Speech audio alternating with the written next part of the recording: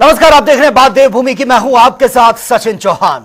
उत्तराखंड के उत्तरकाशी जिले में 22वें राज्य स्तरीय यमुना घाटी खेल एवं सांस्कृतिक विकास मेले का आयोजन किया गया, जहां पर मुख्यमंत्री पुष्कर सिंह धामी ने शिरकत की है। सीएम ने स्थानीय लोगों के साथ जमकर नृत्य किया और क्षेत्र के लिए तमाम घोषणाएं भी की हैं। इसके बाद सीएम धामी ने नागरिकों को संबोधित करते हुए कहा कि मैं विकास, बूढ़ी दिवाली और बग्वाल की सभी को शुभकामनाएं देता हूं।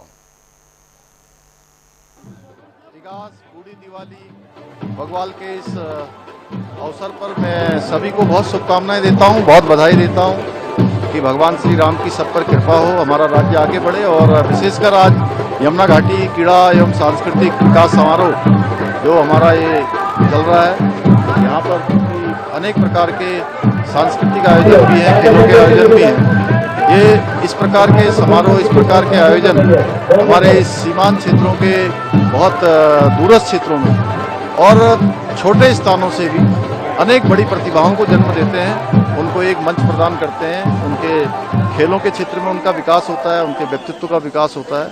इसलिए इस प्रकार के आयोजनों को हमारी सरकार भी प्राथमिकता के साथ बढ़ावा दे रही है और इन आयोजनों को हर प्रकार से प्रोत्साहन कर रहे हैं। इस वर्ष हमारे राष्ट्रीय खेल भी राज्य के अंदर आयोजित होने वाले हैं, जो हमारे राज्य के खिलाड़ियों के लिए, यहाँ की खेल प्रतिभाओं के लिए एक बड़ा अवसर होगा।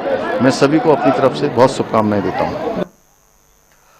और इगास पर्व के अवसर पर उत्तराखंड विधानसभा के अध्यक्ष ऋतु खंडूरी भूषण ने उत्तर प्रदेश के मुख्यमंत्री योगी आदित्यनाथ से उनके लखनऊ स्थित आवास पर मुलाकात की है और उत्तराखंड के प्रसिद्ध लोक पर्व इगास की शुभकामनाएं दी, बधाई भी दी है। इस दौरान दोनों नेताओं के बीच कई महत्वपूर्ण मुद्दों पर विस्तार से चर्चा हुई है और इसी के साथ ही उन्होंने सीएम योगी से एपण कला से बनी शॉल भी भेंट की है।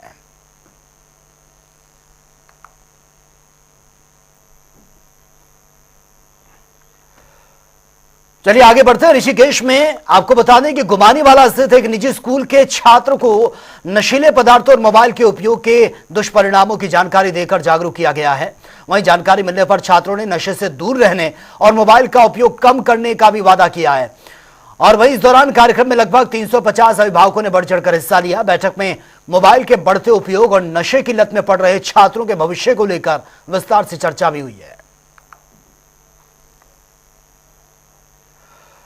और विकास खंड में स्वतंत्रता संग्राम सेनानी शहीद स्मारक स्थल का निर्माण ब्लॉक प्रमुख और क्षेत्र के विधायक के माध्यम से किया गया है। कपकोट ब्लॉक में शहीदों की याद में आयोजित शहीद स्मारक कार्यक्रम में कपकोट की वीरांगनाओं और पूर्व फौजियों को भी सम्मानित किया गया है।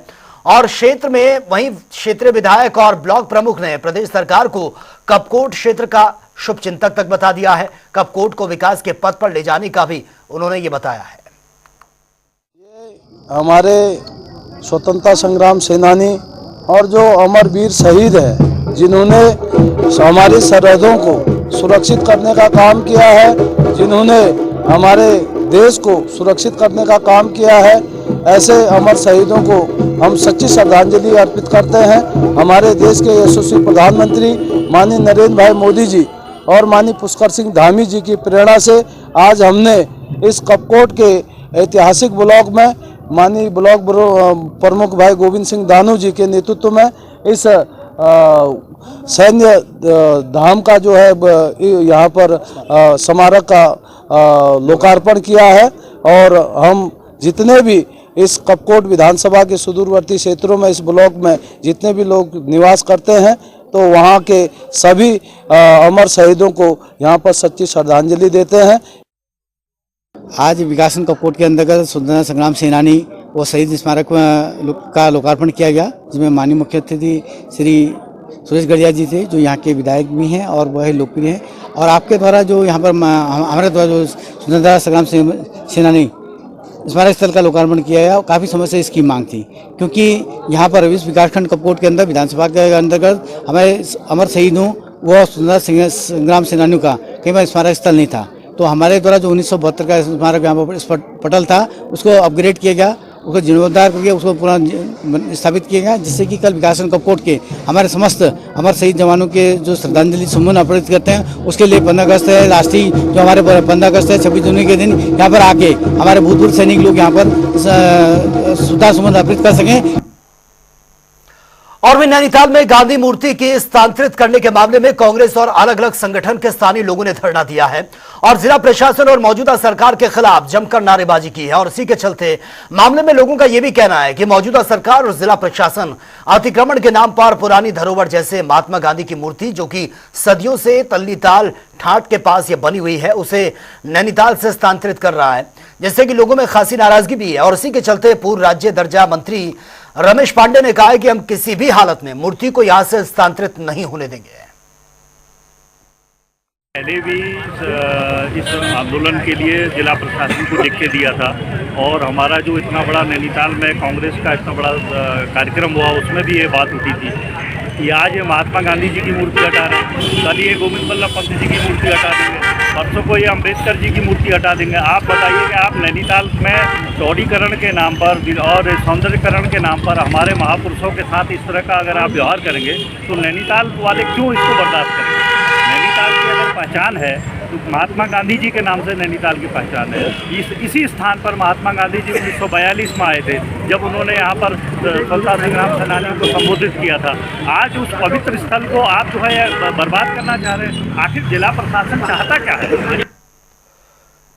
चलिए खबरों में आगे बढ़ते हैं। मारचूला में हुए सड़क हादसे में सबक लेते हुए नैनीताल पुलिस एक्शन मोड में नजर आ रही है, जिसको लेकर वाहनों की चेकिंग की जा रही है, जिसके तहत ओवरलोडेड वाहनों पर पुलिस सख्त एक्शन लेती हुई नजर आ रही है।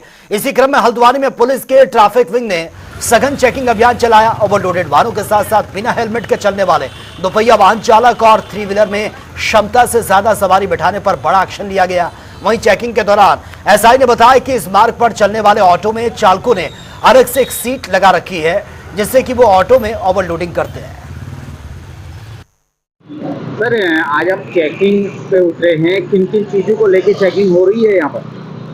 ये थोड़ा सा हमारा रोड सेफ्टी के संबंध में जो हमारे एक्सीडेंट वगैरह बहुत ज़्यादा हो रहे हैं, इस रेशियो को कम करने के लिए जो हमारी मेन पॉइंट्स हैं उनको लेके चेकिंग की जा रही है। जिस तरह से ओवर सवारी हो गई, ओवरलोडिंग हो गई या रश ड्राइविंग हो गया, विदाउट हेलमेट हो गया, इन चीज़ों में हमारे सबसे ज़्यादा कैजुअल्टीज होती हैं, तो इनको लेके ये चेकिंग अभियान चलाया जा रहा है।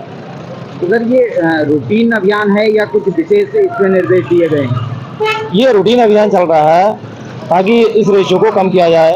हमारे ऑल ओवर इंडिया में एक्सीडेंट बहुत ज़्यादा हो रहे हैं। इस रेशियो को जितना भी प्रयास हमारे स्तर से हो सकता है उसको कम करने के लिए वो हमारी तरफ से किया जाए। उत्तराखंड भारत का एक सबसे खूबसूरत राज्य है और इस खूबसूरत राज्य में सबसे बड़ी समस्या पलायन की है। आपको बता दें कि युवाओं को रोजगार ना मिलने के चलते उत्तराखंड के युवा लगातार दूसरे राज्यों की ओर रुख कर रहे हैं। लगातार पलायन बढ़ता जा रहा है और इसी पलायन को रोकने के लिए धामी सरकार पर्यटन स्थल में नए नए रोजगार के द्वार खोलने में लगी है।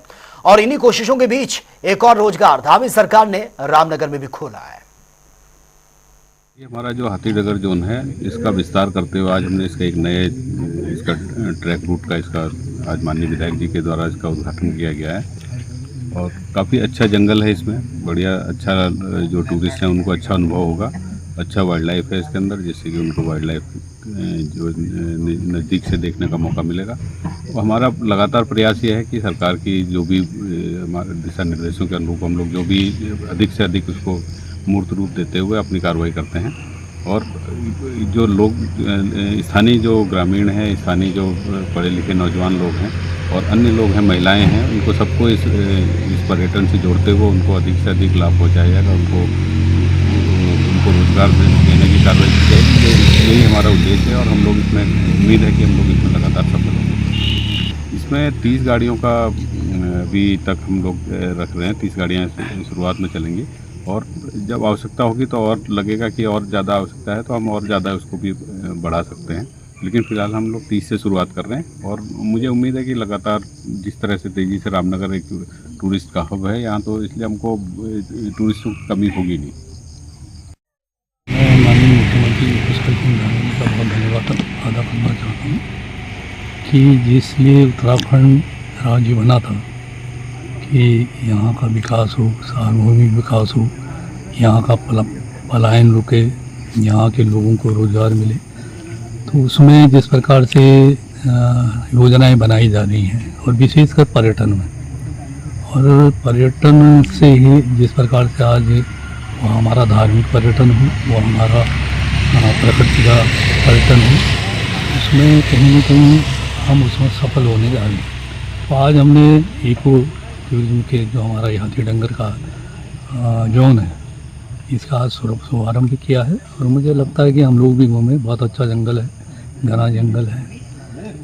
तो उसके लिए मैं एक सफारी जो आगे बढ़ाई, जो बेरोज़गारों के लिए, और आज आवश्यकता भी है कि हम पर्यटन के माध्यम से अपने बेरोजगार लोगों के रोजगार में, जिप्सी वाले, गाइड हैं, ड्राइवर हैं, मैकेनिक हैं, जो उससे जुड़े हुए होटल्स हैं, चाय वाला है, ये कई चीज़ें हो सकती हैं जिससे कि हम सेवा लोगों में, जैसे पिछली बार हमने फाउंटू जोन खोला था, तो आज मालदन के बहुत से लोग परिवार को रोजगार मिला है, उनकी आर्थिकी ठीक। चलिए आगे बढ़ते हैं। ऑस्ट्रेलिया के सिडनी में राष्ट्रीय मंडल संसदीय संघ यानी कि सीपीए के 67वें सम्मेलन से लौटने के बाद विधानसभा अध्यक्ष रितु खंडूरी भूषण ने पत्रकारों से बातचीत की है और इस बातचीत के दौरान उन्होंने कहा कि मेरे साथ एक अन्य स्पीकर को एग्जीक्यूटिव्स कमेटी में नॉमिनेट किया गया है और उस बैठक में काफी अच्छी सकारात्मक चर्चाएं भी हुई हैं। साथ ही उन्होंने यह भी कहा कि हम एक नॉन चैरिटेबल ऑर्गेनाइजेशंस बने हैं ताकि हम अच्छे इंटरनेशनल ऑर्गेनाइजेशंस के तहत अपनी जगह बना सकें। आपको बता दें कि विधानसभा अध्यक्ष रितु खंडूरी ने भारतीय प्रतिनिधि मंडल के सदस्य के रूप में पार्टिसिपेट किया था, जहां पर उन्होंने विभिन्न देशों के सांसदों के साथ संसदीय लोकतंत्र और शासन के महत्वपूर्ण मुद्दों पर भी विचार विमर्श किया है। फिलहाल यहां रुकेंगे एक छोटे से ब्रेक के लिए, लौटेंगे कुछ और खबरों के साथ।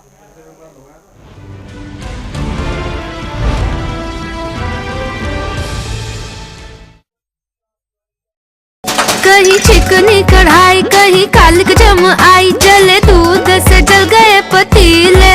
ऐसे देसी दागों का विदेशी डिशवॉश साबुनों से हटना नामुमकिन है। इसीलिए अपनाइए नीम, नींबू और राख की ताकत वाला पतंजलि डिश वॉश बार और लिक्विड। हाथों पर नर्म, चिकनाई पर सख्त। पतंजलि डिश वॉश और लिक्विड। ऋषि, ये पंडित जी क्या बोल रहे हैं? कह रहे हैं कि मुझे तुम्हें जिंदगी के सभी खतरों से बचाना है। फिर तो मेरी लाइफ खतरे में है, क्योंकि जो कॉकरोच से डर जाए वो मेरी क्या रक्षा करेगा? वह कॉकरोच छोड़कर तुम्हारी पूरी लाइफ एकदम सिक्योर है।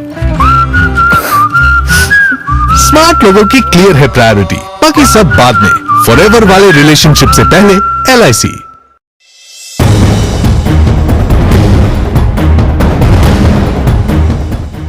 जैसे जैसे दुनिया डिजिटल हो रही है, ऑनलाइन धोखाधड़ी के तरीके भी बहुत तेजी से बदल रहे हैं। आरबीआई की रिपोर्ट के अनुसार वित्त वर्ष 2023 में करीब 30,000 करोड़ रुपए से ज्यादा के बैंक फ्रॉड रजिस्टर किए गए हैं। डिजिटल अरेस्ट साइबर क्राइम का बिल्कुल नया तरीका है।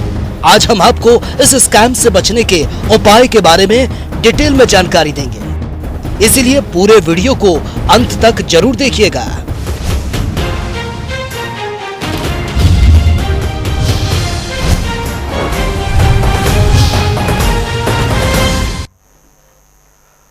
ब्रेक के बाद खबरों में आपका एक बार फिर से स्वागत है। चलिए खबरों में आगे बढ़ते हैं। राजधानी देहरादून में देर रात भीषण कार दुर्घटनाग्रस्त हो गई है, जिसमें कार सवार 7 में से 6 लोगों की मौत की खबर है, जिसके चलते एक युवक का अस्पताल में फिलहाल इलाज चल रहा है। मामले का पुलिस अधीक्षक ने खुद संज्ञान लिया है और फिलहाल इस पर आगे की कार्रवाई चल रही है। बहुत दुखद घटना है और हृदय विदारक। 6 बच्चे जो बिल्कुल अपनी ऐसी उम्र में थे, युवा अवस्था में, जीवन के उस चरण में थे जब व्यक्ति सपने देखता है अपना भविष्य बनाने के, कैरियर बनाने के, पढ़ाई पूरी करके उसके माँ बापों को उम्मीद होती है कि वो भविष्य में अच्छी नौकरी लगेंगे, प्लेसमेंट्स होगी, फिर शादी होगी। ऐसी उम्र में बच्चे चले गए। 6 बच्चों की मौत हो गई। एक कभी अस्पताल में घायल अवस्था में भर्ती है। 6 लोग हमारे सब स्थानीय लोग हैं। एक चंबा का बच्चा है जिसके माता पिता भी पहुंचेंगे। बहुत दुखद घटना है और मैं समझता हूं अभी जो उनके बारे में विश्वविद्यालय जहां वो पढ़ते थे, उनके प्रोफेसर्स, उनके वीसी, उनके सहपाठी, जितने लोगों ने बताया बहुत अच्छे बच्चे थे। कोई ऐसा नहीं था कि कोई ऐबी बच्चे रहे हों या कोई इस तरह के, लेकिन काल को जो मंजूर था वो हुआ और बहुत ही दुखद और व्यथित करने वाली ये घटना है। आजकल की जो युवा पीढ़ी है उसको थोड़ा ये समझना पड़ेगा, चाहे वो 2 व्हीलर चलाएं चाहे 4 व्हीलर चलाएं, स्पीड जो है थ्रिल जरूर करती है लेकिन कभी कभी किल कर देती है, और वही हुआ। हम पढ़ते हैं स्पीड थ्रिल्स बट किल्स, तो इस स्पीड ने उनको उनकी जान ले ली, और उनकी जान ही नहीं ली, उनके पूरे परिवारों को बर्बाद कर दिया। घटना का विवरण क्या है और साथ साथ जो घायल है उसकी हालत क्या है? देखिए, कल रात्रि में एक बहुत दुखद इंसिडेंट हुआ और कोलागढ़ चौक पर एक ट्रॉला जो क्रॉस कर रहा था और एक गाड़ी जो जिसमें 7 बच्चे सवार थे और इसमें सभी 20 से 22 साल 24 साल की उम्र के थे, और गाड़ी थोड़ा सा ओवर स्पीड होने के कारण जो ट्रॉले के साइड में लगने के बाद जो देखा गया घटनास्थल पर, और उसकी छत जो है पूरी स्पीड होने के कारण उड़ गई, जिससे हेड इंजरीज मोस्टली लोग को आई, जिससे मौके पर 6 लोग की डेथ हो गई। बाकी गाड़ी के बाद फिर एक पेड़ भी जाके टकराती है, जिससे और ज्यादा डैमेज गाड़ी और उसमें जो बैठे बच्चे थे उनको हुआ है। एक इसमें जो घायल था वो सीरियस इंजर्ड था, उसको तत्काल हॉस्पिटल में एडमिट कराया गया। अभी जो देखने के बाद डॉक्टर से बात हुई है, उसमें हेड इंजरीज है लेकिन खतरे से बाहर बताया, और अभी मुझे लगता है कि जो सर्जरी वगैरह हो जाएगी जिसके बाद और ज्यादा चीजें ठीक होंगी। अभी अंडर ऑब्जर्वेशन 24 आवर्स जो सीरियस रहता है उसको डॉक्टर ऑब्जर्वेशन में रखा है, लेकिन अभी ठीक है। बाकी 6 लोग हैं जो उनका के बारे में जानकारी मिली कि आपस में लोग मित्र थे और एक राइड पर बाहर निकले थे। कहीं ना कहीं मुझे लगता है कि जो प्रत्यक्षदर्शी 1-2 लोग मिले रात को बताया कि गाड़ी कुछ ओवर स्पीड थी। कुछ का कहना है कि जो गाड़ी का निरीक्षण किया कि कहीं बोतल पानी की जैसे फंस जाती है, कहीं पर ब्रेक नहीं लगते, तो ऐसे बहुत सारे कारण हो सकते हैं जिसके कारण ये हादसा हुआ है। तो अब ये टेक्निकल मुआयना और सारी चीजें हम कराएंगे और कोशिश कर रहे हैं इस पूरे हादसे को जानने के लिए भी कि क्या कारण रहे होंगे जिससे इतना भीषण हादसा हुआ, दुखद इंसिडेंट हुआ है। बाकी परिजनों के साथ देहरादून पुलिस है साथ में, कोशिश रहेगी कि जल्दी जल्दी जो भी फॉर्मेलिटीज कराकर परिजनों को बच्चों को सुपुर्द कर दिया जाए, जो आज से तो का फॉर्मल रिचुअल्स हैं वो पूरे हो जाए। और एक बच्चा इसमें है जिनके रिश्तेदार चंबा से आने वाले हैं, तो उनके लिए भी संपर्क हो गया, उनके परिजन यहाँ पर पहुंच गए हैं और परिवार के लोग आने के बाद इसको की आवश्यक कार्रवाई आगे की जाएगी। बनी रहिए जनता टीवी के साथ। नमस्कार।